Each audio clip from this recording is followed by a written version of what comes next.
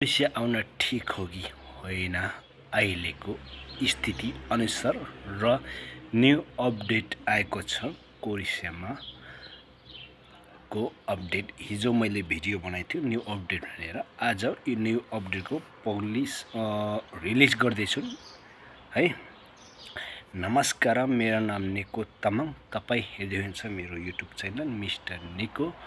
यदि तपाईहरू नयाँ छ भने प्लिज सब्सक्राइब गरिदिनु होला अनि सक्दो यो भिडियोलाई तपाईको साथी इष्टमित्रलाई कोरिसियामा आउँदै हुनुहुन्छ भने र आउन लागेछन् र अप्लाई गरिसकेछन् र कोरिसियामा हुनुहुन्छ भने यो भिडियो उहाँलाई पनि काम लाग्छ, भिडियोलाई शेयर गरिदिनु होला भन्दै अनुरोध गर्छु। यदि तपाईहरूले नयाँ छ भने सक्दो भिडियोलाई लाइक गर्नु, कमेन्ट गर्नु, सब्सक्राइब गर्नु। आउनुहोस् भिडियोलाई स्टार्ट गरौँ। अहिले कोरिसियामा आउन तपाईहरू सकिन्छन्, तर 2-3 महिनामा सिजन अफ हुन्छन् है। 2 महिना धेरै भनेको 2-3 महिना धेरै भो काम पाउन ठप्प हुन्छन् है।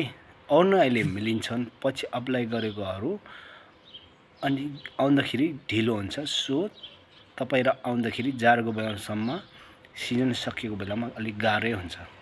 काम खोज्नलाई यति गाह्रो छ कि तपाईँ कुरो नगर्नु होइन, यति गाह्रो छ कि कोरिसियामा अहिले ओ पर्मिट धेरैजनाको होल्डमा राखेको छ।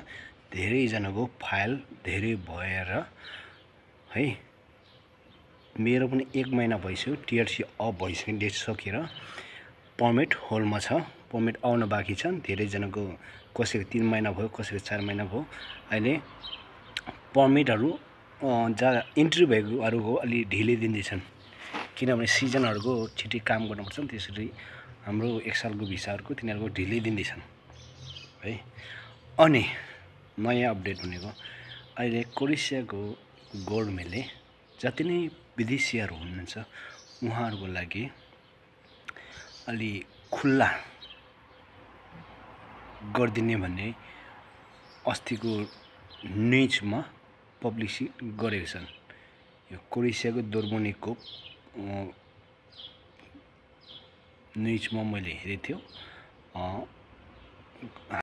त्यसरी जति नै विदेशी हुन्छ उहाँहरूलाई सक्दो अलिक खुल्लाले अलिक टाइट नगर्ने भनेर उहाँहरूले पब्लिकमा यो लेखेको थियो है। यो गभर्नमेन्टको त्यो न्युज थियो, त्यही भएर तपाईँहरूले पनि नयाँ अपडेट भनेको।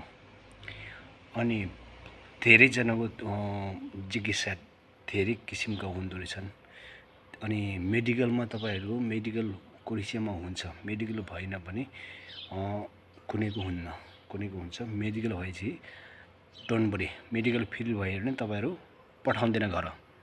सो तपाईँहरू ढुक्कले आउनु होला। कमेन्टमा गरेको थियो मेडिकल मेरो फिल्ड भएछ नेपालमा नि, अनि यहाँ आएर के हुन्छ दाइ भन्दै थियो।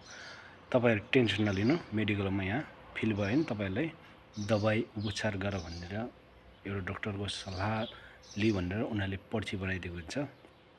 त्यो हो।